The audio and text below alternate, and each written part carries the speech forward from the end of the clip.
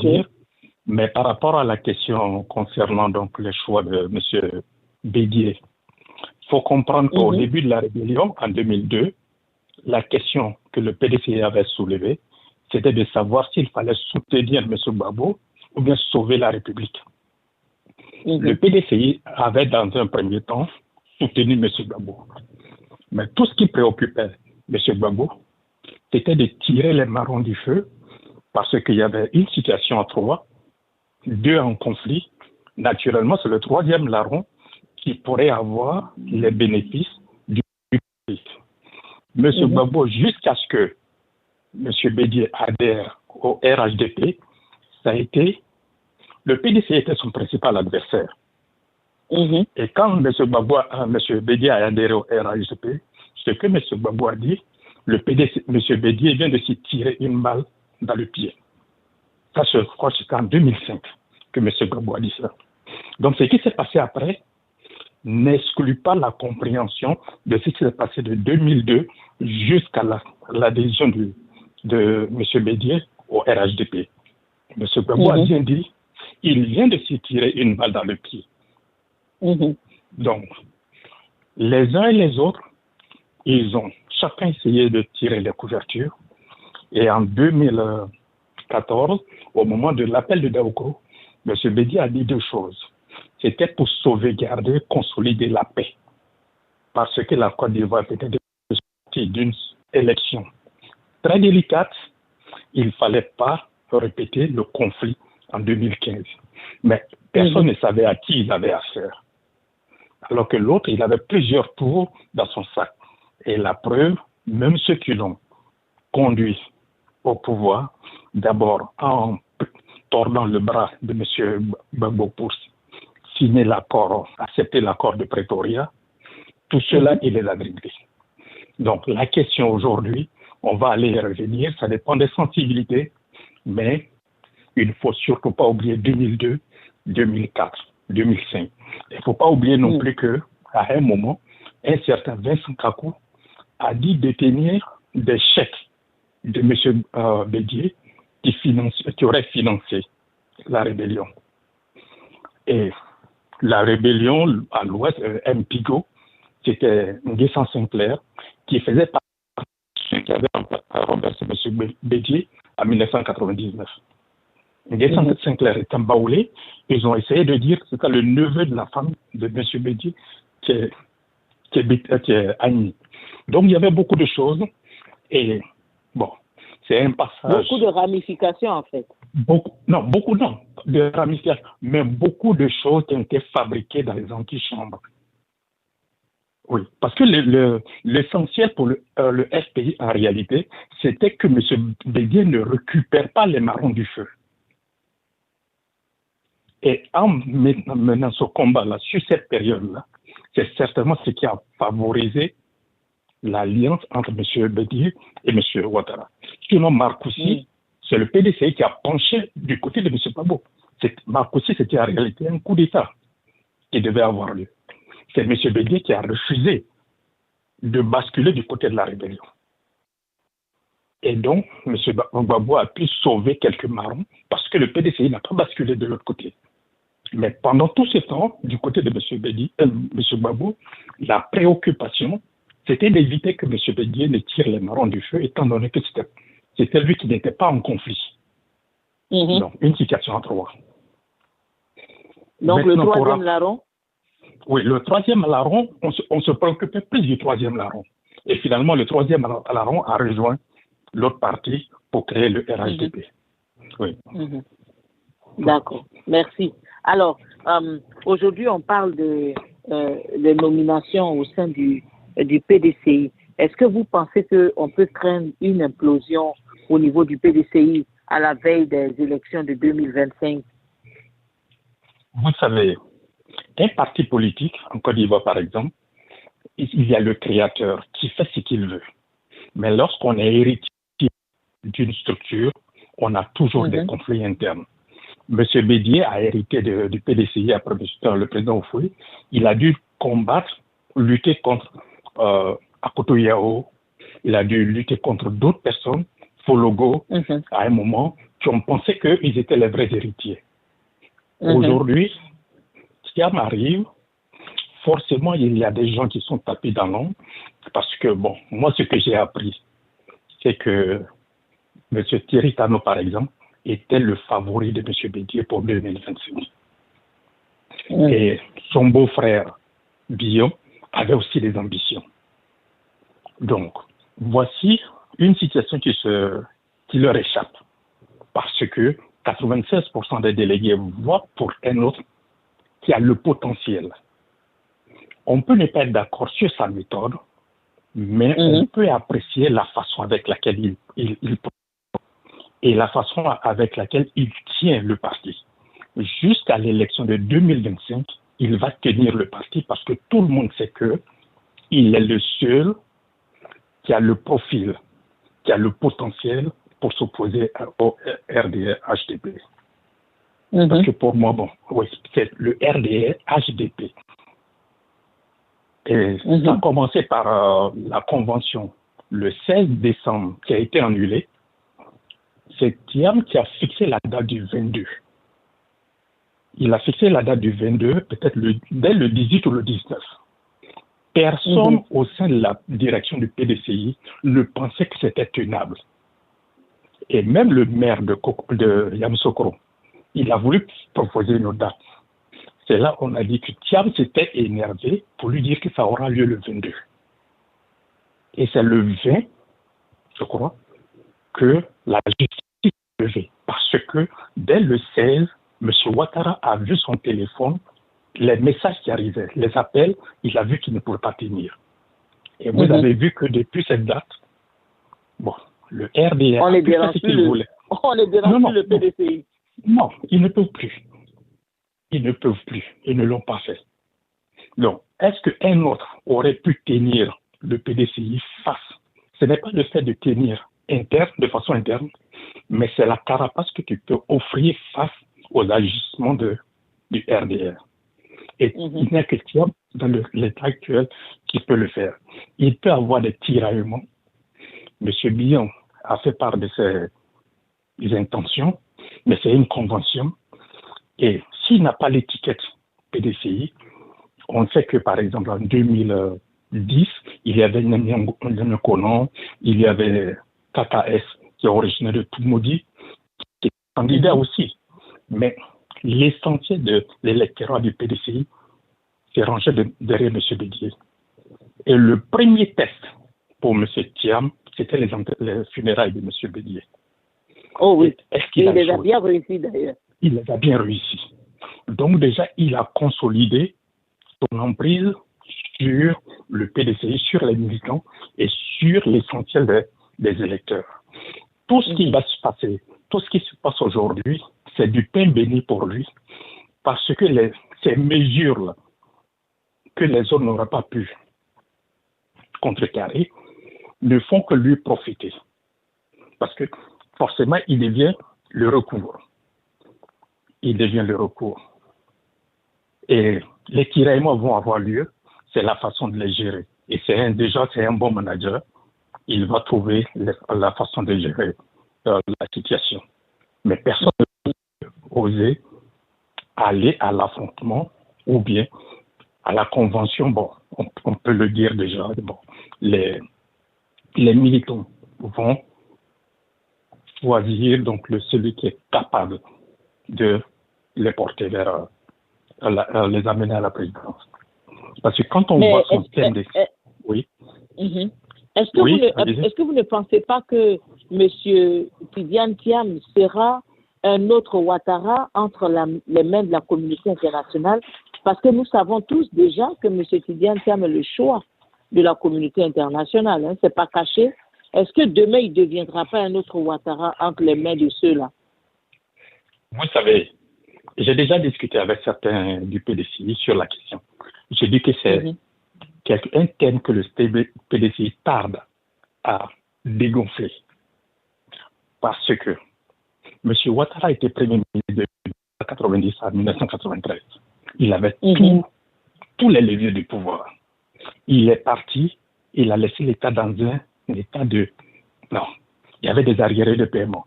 La dévaluation n'a pas été préparée. Celui qui est arrivé et qui a rectifié les choses rapidement, il avait 31 ans, c'était Identiam. Et aujourd'hui, c'est quelqu'un qui a choisi, parce que quand on voit son parcours, quand il a quitté le Crédit Suisse, il avait une offre d'une banque italienne qu'il a refusée. Il avait des offres de Macron qu'il a refusées.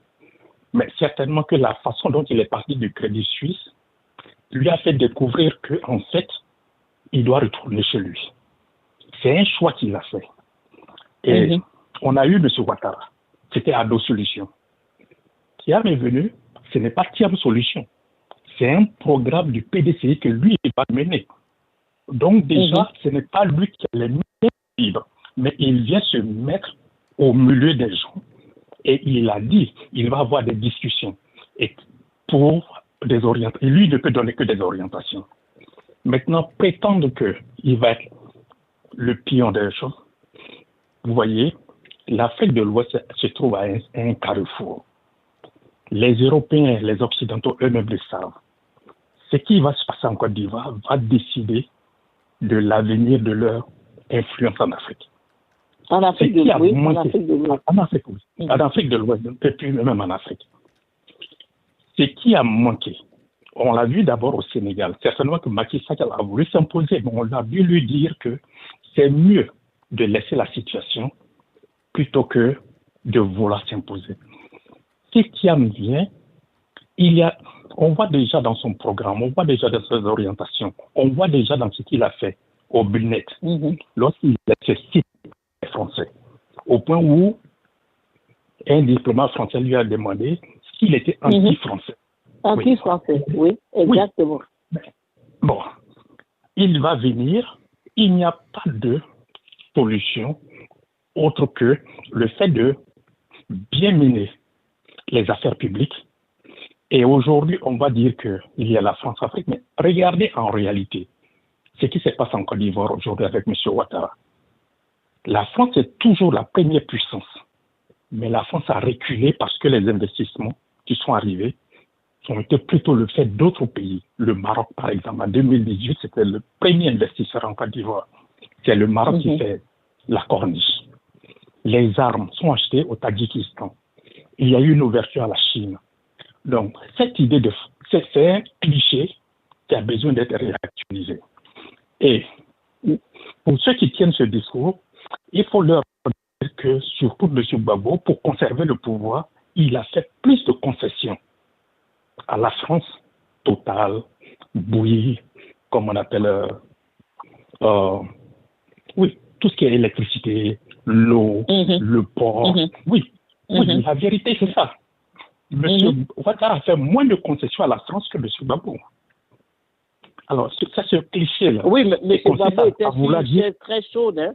Il n'avait peut-être pas le choix. Bon, c'est un autre débat. Allez-y.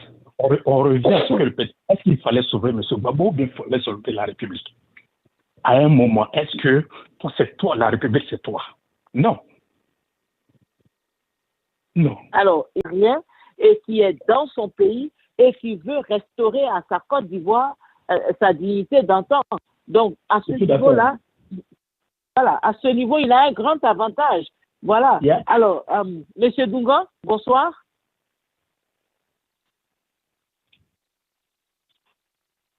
Bonsoir. Voilà. Alors, très belle discussion. Oui, merci, très rapidement.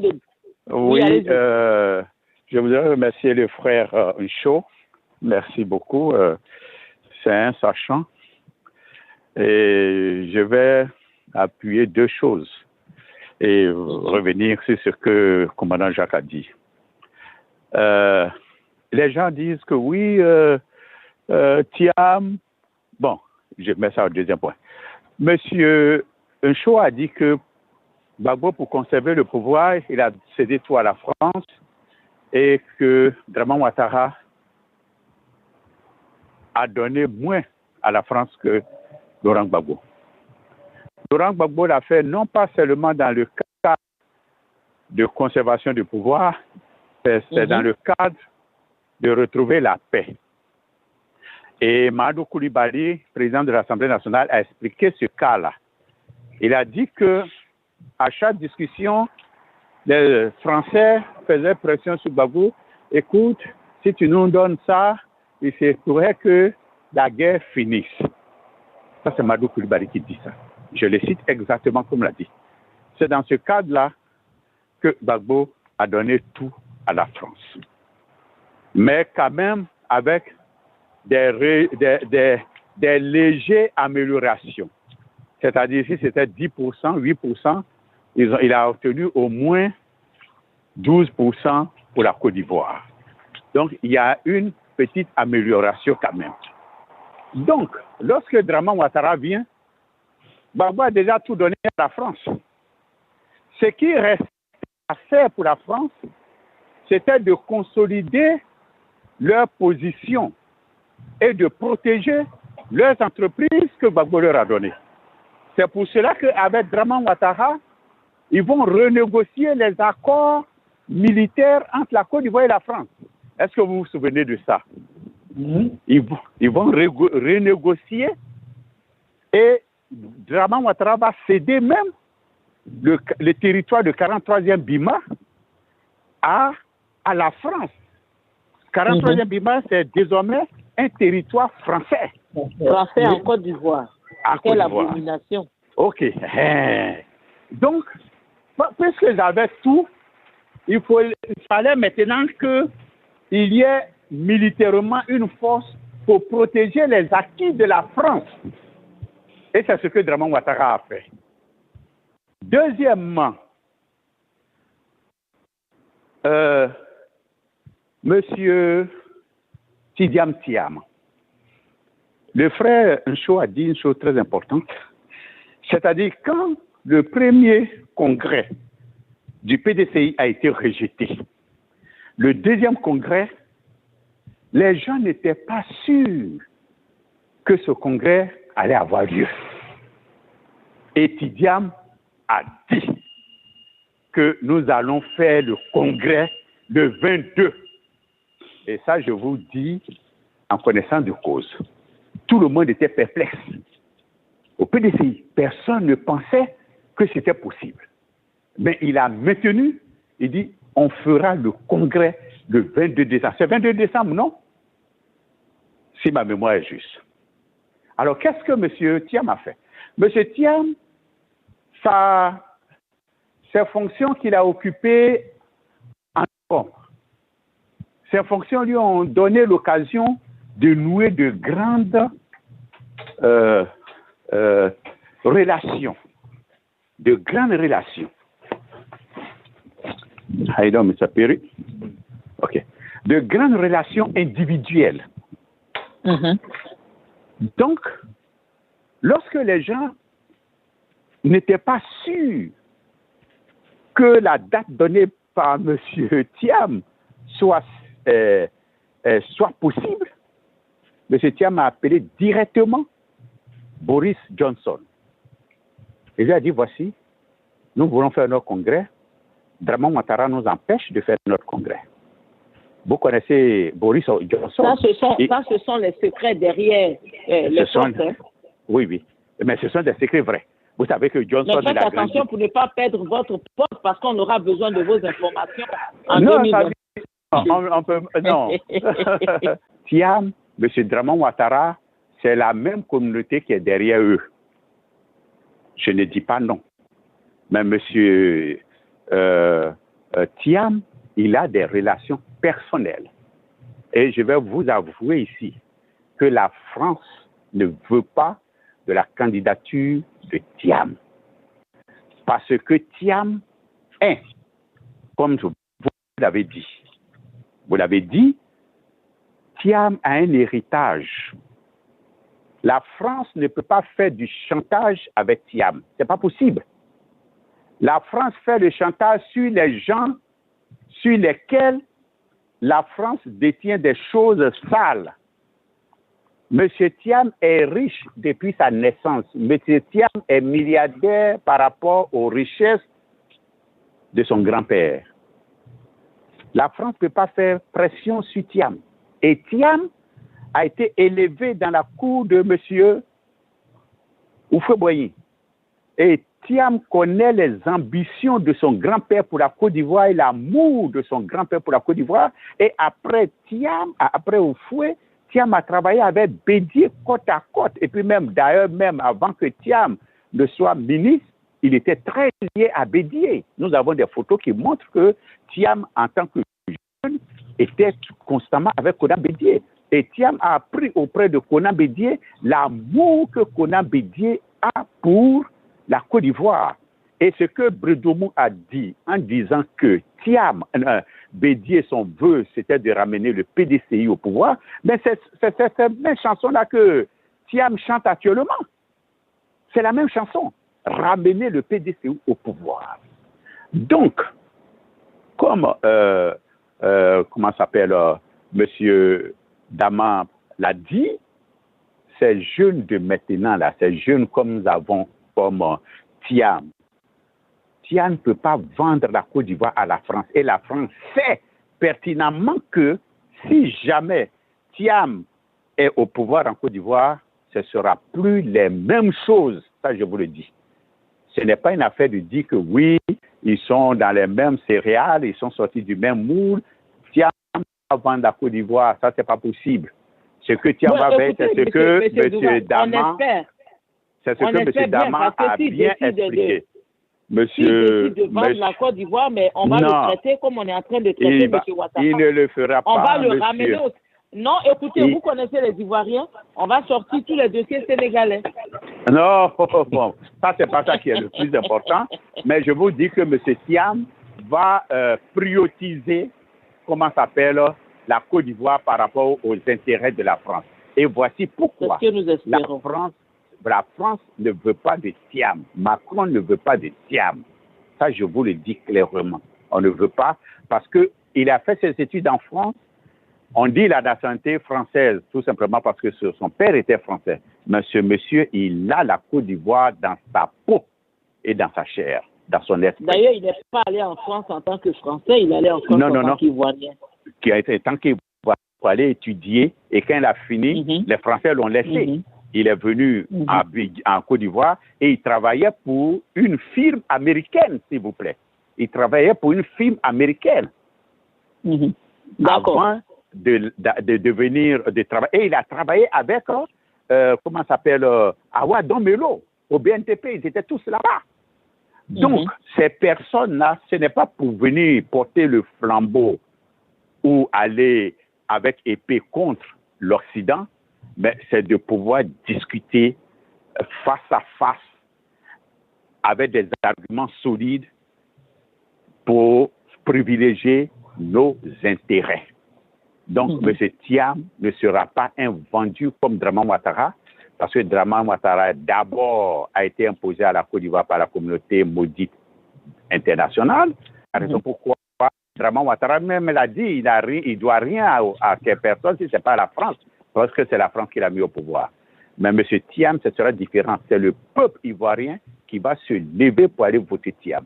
Et nous attendons. Pour le moment, on ne parle pas. Ce que je viens de dire, ça, c'est petit. On attend quand le PDCI va le choisir pour être candidat là.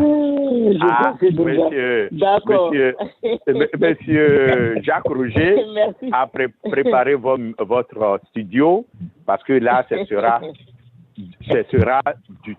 du feu flamme. Ça sera on va faire cette campagne. Voilà. Merci. Merci, oui. Alors, je vais permettre à... j'entends l'excitation de M. Kwasi Douga. C'est comme un papa qui rêve, comme disait Martin Luther King, I have a dream. Et on l'entend dire, mais ce jour-là, en tout cas, que Jacques Roger prépare ses micros parce qu'ils sont prêts. En tout cas, tous les Ivoiriens attendent ces changements. Et personnellement, je pense que pour l'instant, sur l'échiquier, le seul qui est, je l'avais déjà dit une fois, M. Douga m'a dit que Thiam n'était pas jeune. En tout cas, je trouve qu'il est jeune parce que Thiam est de notre génération. Nous ne sommes pas encore vieux. Quand on est dans la soixantaine, on est jeune. Donc, il faut que tous ces vieux gagas la dégagent, les vieux qui ont 2 femmes, les vieux qui marchent comme des petits robots avec des piles. Tous ces gars-là doivent partir et laisser la jeunesse récupérer la Côte d'Ivoire pour nous. Je vais demander à M. Ncho de dire son mot de la fin et puis je vais passer à vous. Alors, rapidement, il y a tellement de choses à dire sur le sujet. Dire, par exemple, pour certains, la question de la souveraineté. Monsieur Ncho, c'est un commis voyageur. Il ne s'est pas passé de la voix. On parle souvent de la souveraineté monétaire.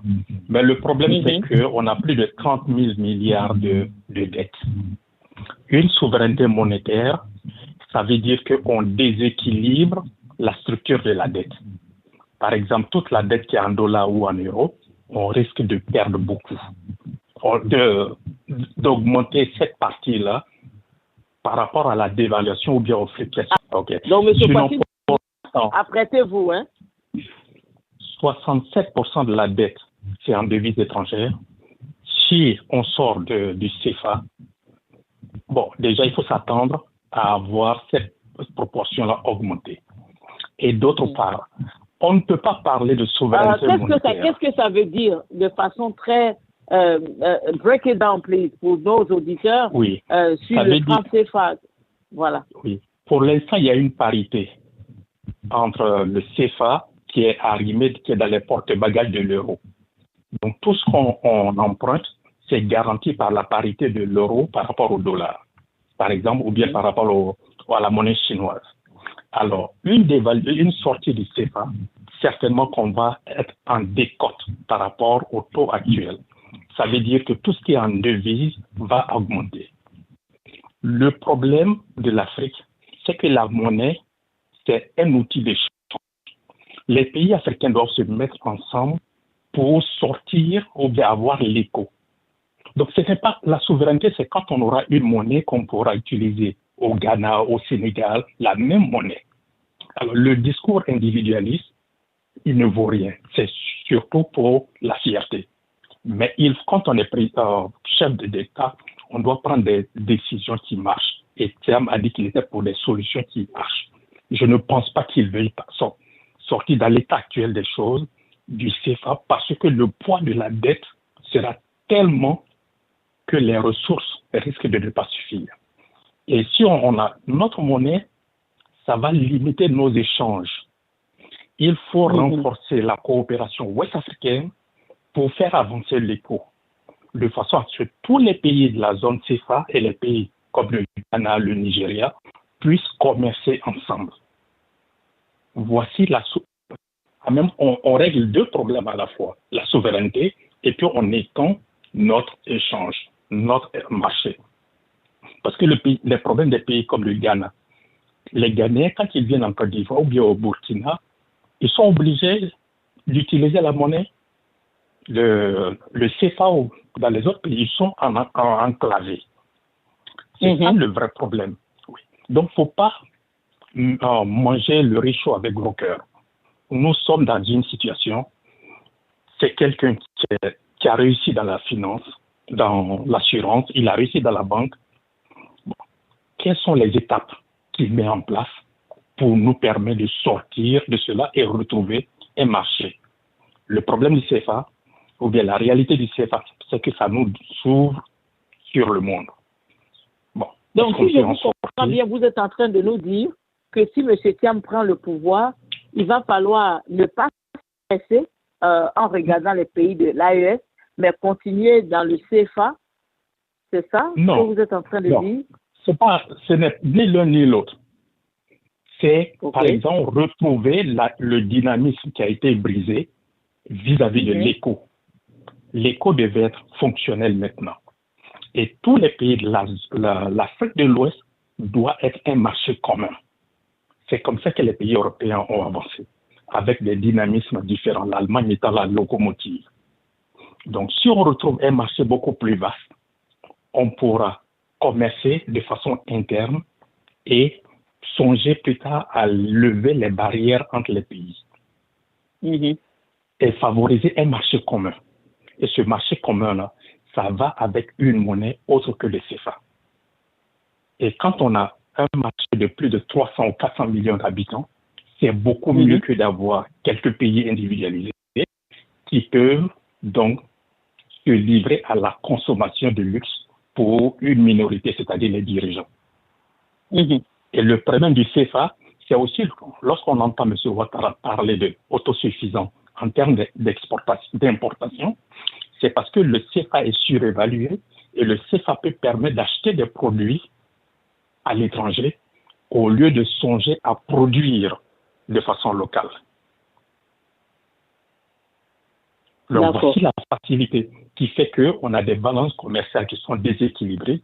On consomme ce qu'on ne produit pas parce que la monnaie nous donne l'illusion de la richesse et nous permet d'acheter beaucoup trop de choses à l'étranger au lieu de dynamiser les structures internes.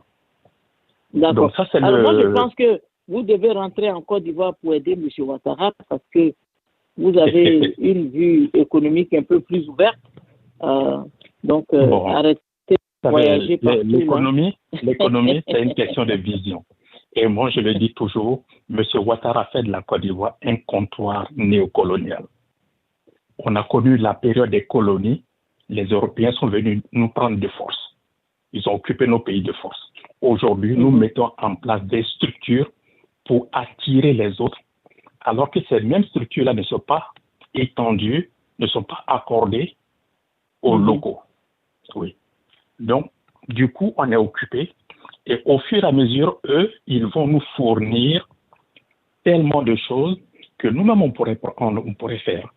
Je vais vous prendre un exemple rapide. C'est le poulet. Le Burkina est autosuffisant en poulet. Le Niger.